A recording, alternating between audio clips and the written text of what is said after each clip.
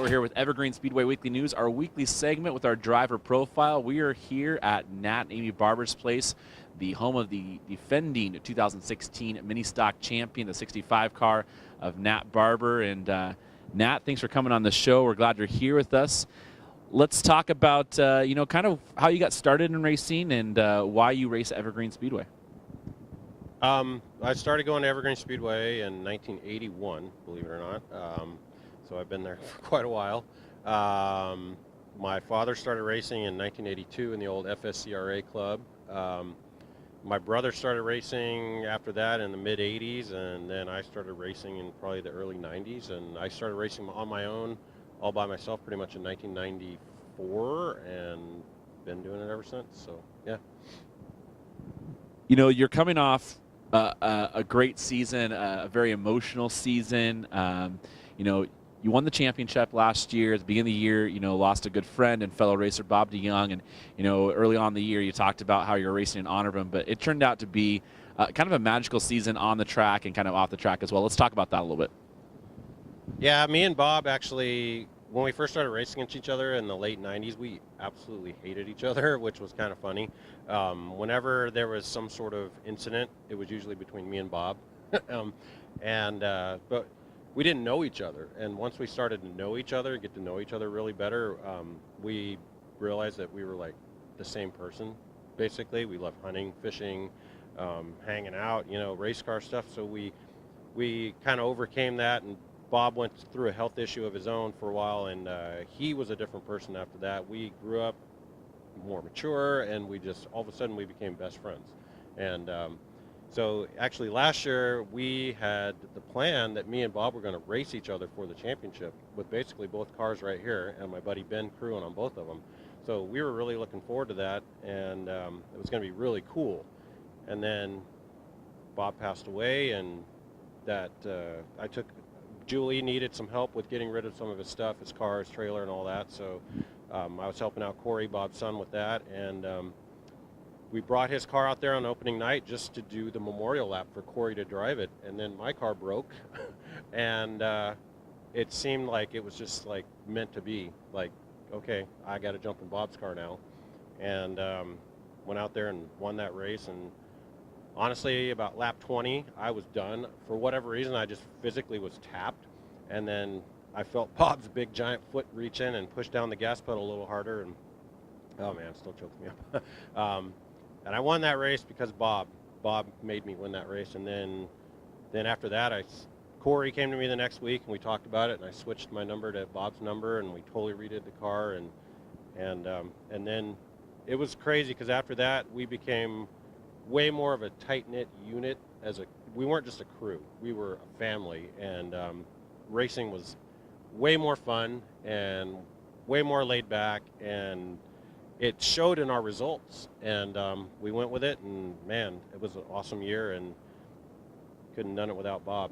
So yeah, and the whole DeYoung family as well. So I know, the one thing I've got to know you and Amy over is the Racers Against Child Abuse, as you were there. And, there's a story behind that, and let's talk about that a little bit. And the awareness that you guys have brought, not just the Northwest, is expanded now. It's a national thing and rural thing. I see drivers from all over. Just talk about, kind of quick why you guys started it, and then what it means to you to be behind this program. Well, our son Sam was abused by our caretaker, a friend, when he was 5 months old. He was actually taken from us for a week because we had no story and she wasn't admitting to it. So going through all that whole process, and a 15 months worth of court fights for her to finally get put behind bars. And we learned so much about the way the system works and how there basically isn't enough enforcement, or the punishments aren't heavy enough, and all that kind of stuff. So we just wanted to do something to help it, and mostly to raise awareness, because it's crazy how much there isn't enough talk about it. People don't want to talk about child abuse. They'd rather talk about animals being abused and that kind of stuff, but it's more prevalent. So we jumped all over it. There's actually a group that called Bikers Against Child Abuse that we kind of tried to emulate. and they are awesome. Those guys are amazing. We've met quite a few people from Bikers Against Child Abuse, and they've actually come out to a couple of our marches and stuff. And we actually, through all of our racing and stuff with our Racers Against Child Abuse, we've paid for, through donations, we've paid for our 501c3. We're a nonprofit now, and then actually with the 4-cylinder stock car summit that just happened in March, that paid for our federal tax exemption. So now we're like completely good to go. So now we can actually roll with things, and we're hoping, we want to get our website all set up and get going really big and start doing some really cool stuff. So yeah, it's been pretty exciting. And I know this past weekend you guys have the walk out of Evergreen Speedway with a lot of people there, an annual tradition to kind of bring awareness there. And thank you to both you and your wife for, we know Amy probably does a lot of the work on it, but thank you to both you guys for bringing awareness. I know that I've had a chance to spread the word to racers, and it's been a great cause as well. You know, racing is a family sport. You talked about your crew there. Let's talk about your family at the house, your family at the track, your support system when it comes to racing, and your sponsors, all those great people that help you get out each and every week to Evergreen Speedway. My number one absolute couldn't do anything without him is Ben Smith. He is absolutely amazing. We used to race against each other with, actually funny thing is, with this car, I used to compete against him and Jamie Richardson, and Jamie was driving this car and Ben was the crew chief. And then I bought the car, and I was like, me and Ben were friends, so I was like, hey, you want to help me out? And he was like, yeah. And so we've done obviously pretty well with it since then. This car won the championship in 2005, and then we just won the championship with it 11 years after that, so that's pretty crazy. That's not something that happens every day. This car is amazing. But Ben is there. Gosh, I can't ask for him to do more than he does. He's just incredible. Obviously Amy, I don't know where the heck I'd be without her. And then Sam, he's crazy. And then my brother comes out to help out every once in a while. Corey DeYoung, Bob's son, who actually landed us the sponsored Ness Campbell crane. He works there, and that's been amazing. So far, it's been great. Obviously, one race in, we won it. So that's been going awesome, and we're hoping to plug them up a little bit more. Chris Dudek, Amy's brother, he's amazing too. I can't. He kind of keeps the peace. He keeps me straight. And gosh, I've known Chris for 20 years, so actually more than that. Got McQuinn, naturopathic, Jason McQuinn and his wife. Racers Against Child Abuse, obviously, and Black Bag Motors, Jamie Thomas. Oh, I forgot. Almost forgot Mike Honcho. Mike Honcho Schultz, our bearded wonder. He's the other guy that we can't do anything without. So anyway, that's pretty much it. Yeah, I can't do anything without those guys, and I'm the guy that gets all the glory, and they make me look good. One thing I've noticed about Evergreen Speedway over the years, and you know, I get to travel to quite a few tracks around the Northwest in my time in mini stock racing, and you know, it's really the last couple of years mini stock racing's kind of got back onto the starlight with the Northwest Mini Stock Tour coming around, stuff like that. But around the Northwest, you don't see a whole lot of rabbits being competitive and being so dominant.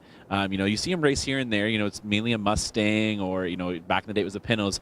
But here at Evergreen Speedway, the Rabbits, the Volkswagen cars, are this true powerhouse. Why are Volkswagen Rabbits so good here at Evergreen Speedway? There's been a core group of guys for a long time that have been racing Rabbits. Roger Habik, Jamie Thomas, Tom Moriarty, Trenton Moriarty. There's a powerhouse name of guys that have transferred on to late model racing that started at Evergreen Speedway racing Volkswagen Rabbits. I don't know what it is. It's just crazy. Like, I mean, obviously my first car was a Honda Civic, but front wheel drive racing at Evergreen Speedway, it's just crazy because that's a tough track to figure out on the 3/8. And I swear, if you figure out the 3/8 at Monroe and you can do really well there, you can go to any other track and you're going to be just fine because that track is nuts. Whenever the Northwest mini stock guys come in and they race with us, they're like, what do you do to this? Well, you know, how do you set up for this track? I'm like, good luck. So yeah, it's got no grip. It's got two different corners. It's got weeping puddles all over the place. It's just, man, it took me forever to figure it out. But yeah, we ran with the Northwest Mini Stock Tour in 2015, and that was a heck of a lot of fun. Got second in points and should have won a couple races, but a little bit of bad luck. But we might try to get out there again with them maybe once or twice this year. Well, obviously we'll be there for the summer showdown, but hopefully next year we can get back to them and get out there and go run with those guys again. It's a lot of fun. what's next for you? You know, yeah, this season starting up here. Do you ever see yourself moving on to a different type of car, like a street stock or a late model, or are you just kind of are you okay in mini stocks and maybe other plans? As I know your little guy's getting older here, maybe getting him into racing. Um, I've never really wanted to move up to late models unless I had a pretty solid amount of funding, because I don't want to go out there and just be another also run. You know, I don't want to do that. So unless I had a pretty good serious amount of money behind me, I'd rather stay at a lower level, and be able to still win and have fun and not go out there and spend 10 times the amount of money to just get my butt kicked. I don't want to do that. So if the opportunity ever came up, obviously I'd have to talk with Amy about it. But no, Sam is where he's 4.5 now, so definitely, you know, quarter midgets might be in the future. At some point I'm going to have to scale back this operation. Having Ness Campbell come on board with some sponsorship sure as heck helped this year. So not a lot of less money coming out of our pocket for sure. But I don't know. We'll see. I want to defend the championship this year and then maybe go back to the Northwest Mini Stock Tour the year after that. And we've got another car over there that we're hoping to get ready sometime soon. So maybe do a 2-car thing and see how it goes. If there's one, story of your career, one of those things that you always look back on and say, like it was a turning point of your career, or maybe just a turning point in your racing life, what would it be? Gosh, I don't know. That probably my first year running Thunder cars, bump to pass on Friday nights. I flipped over while leading the B main, and the funny thing was I flipped the car over, completely over, rolls on its top, rolls back over on its wheels. And my first thought was to reach up and try to hit the ignition and go again, because I was leading that race and I was so mad that I wasn't going to win. And it was, I don't know, it just something clicked, like, man, this is going to be awesome. I need to continue to do this. And but then I struggled for a while in mini stocks, just because me and my brother really learned all on our own. We took all our own motors apart. We put everything back together on our own. We had no help. And then I stepped up to another program with Bill Yeager back in the day, and he got me going in the right direction. And I won my first race in a 50-lap main event in the year 2000, and I was like, man, I really like winning, and I want to keep doing it. So the flipping over thing definitely was quite. It's like definitely my most embarrassing moment, because leading the race, how do you flip over? All right. Well, thank you, Nat Barber, Amy Barber, hosting us here at your race shop. Good luck this weekend. Thank you for all you guys do with Racers Against Child Abuse. Your next race will be in a couple weeks now. But good luck this season. We look forward to seeing you out there as well. And thank you to all the supporters you have here with your race team. For another edition of Evergreen Speedway Weekly News, I'm Jeremy Anders signing off. This is Jimmy Johnson, and Evergreen Speedway is your NASCAR home track.